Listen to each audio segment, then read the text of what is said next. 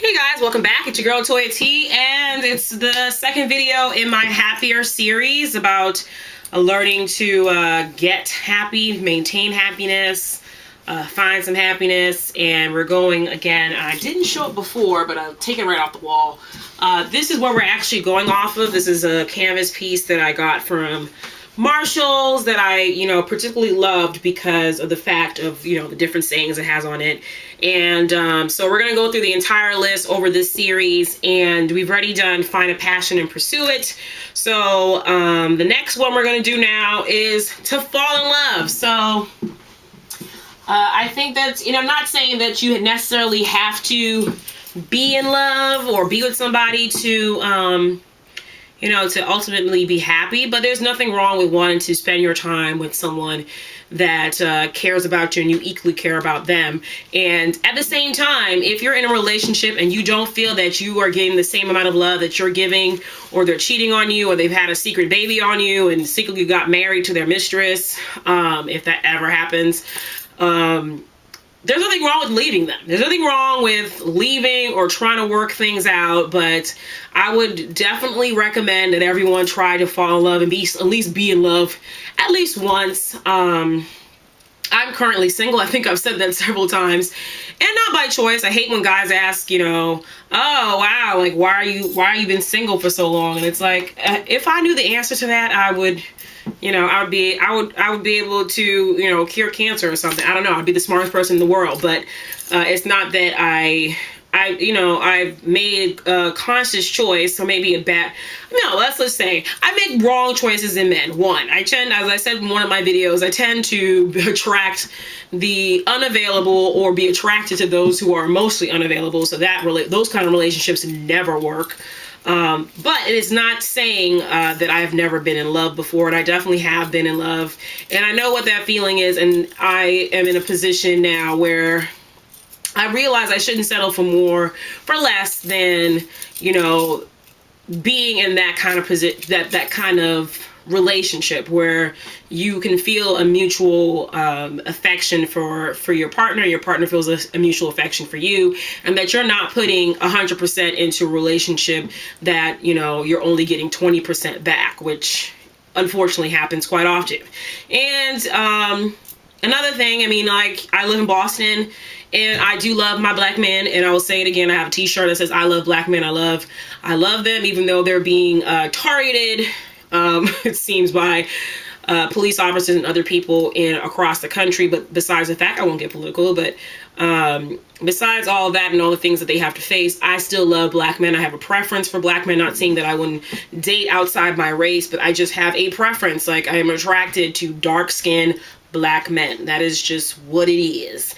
And particularly what I'm looking for. But living in Boston, where the black population is not that great, not that large, and it's even smaller because I'm from here, so the majority of the people that I meet, I know them, or they know someone that I know, and some of that is not attractive to me, because then everyone's up in your business, and it gets incestuous, and it's like, that's blah blah blah's ex-boyfriend, cousin, brother, and I don't really want to deal with half of that nonsense. So I'm still on the lookout.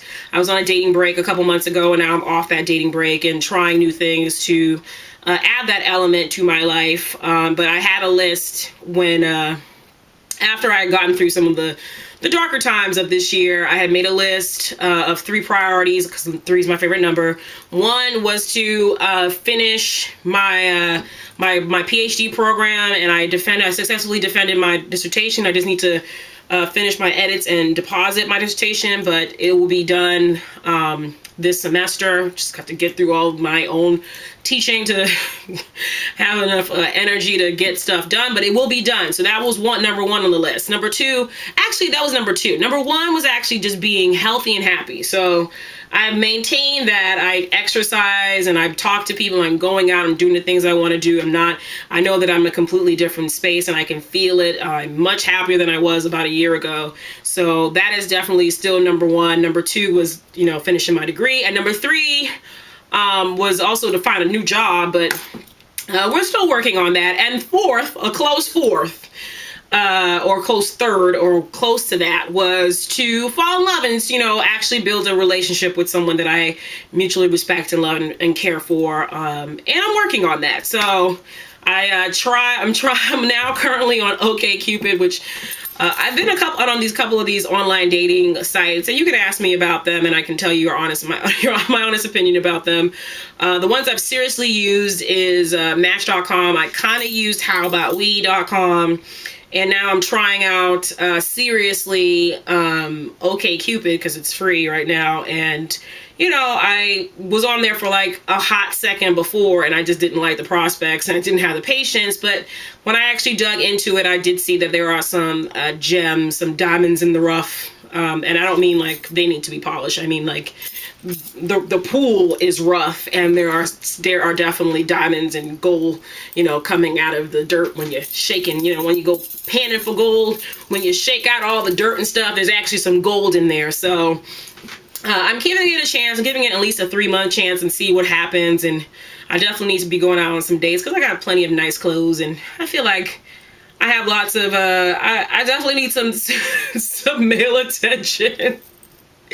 Some good male attention, and I need to get back out there into the dating pool. I'm not going to get any younger, as my mother continuously reminds me. And as some of you who have commented on what I said before about my mother saying I hang out too much with my male friends and that's why I'm single, I'm actually trying now to not hang out as much, so and actually go on dates. So let's see what happens, and actually going to other events in the city too. So I'm actually looking out for different networking events and mixers to go out and meet other young black professional males. Well, black professionals, but particularly black professional males, and you know, widen my social network so that, you know, I can actually stop going to these weddings and actually be planning my own, you know, and stop going to baby showers and actually have my own baby shower sometime soon. So definitely that's something in the series that I wanted to highlight, and I love that it's at the top of the list, that, you know, there's nothing wrong with being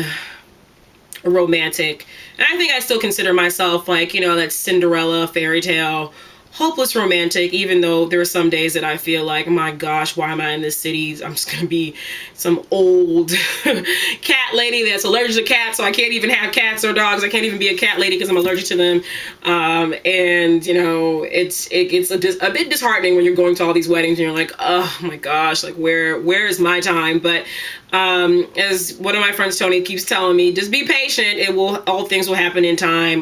But I'm definitely gonna help things along, but it's definitely something that I think all people should experience, especially if you're looking to be happy. I mean, if you're in love, if you find love, it should be something that's happy, not something that makes you miserable. And if you're not in love, be happy with yourself. Fall in love with yourself, love yourself, and other people will learn how to love you. I definitely have learned over the last few years of being home certain things that I have high on my priority list that weren't on my priority list before. And you know, it's definitely still important to me to be attracted to the person that I'm dating or with, but also that they are, you know, a good provider. I mean, like food provider, because I love food and I would like to be with someone who can cook, or at least cook a steak. I mean, you don't need to be Chef Roble, but I need you to be at least able to feed me and yourself.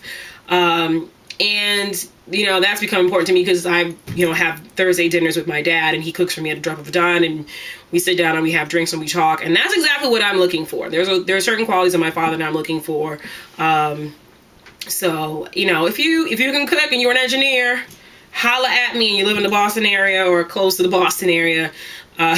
Maybe I shouldn't say holla at me because I might get unsolicited, you know, marriage proposals or something. But anyway, let me stop. I'm rambling. But anyway, yes. If you like my series so far, let me know. Tell me anything that you want to suggest. Are you in taking a happier challenge, or just trying to find ways to remain happy? I find that if you look in any magazines, it's like you know, Women's Health and Shape and all these other magazines always have a section on maintaining happiness or being happy or finding ways to be stress-free and happy. And definitely finding love is one of them. So if you like this, share, comment, subscribe, share with your friends, share with that lonely friend of yours, share with the guy that, you know, might be interested, you know. And I will see you guys later. Bye.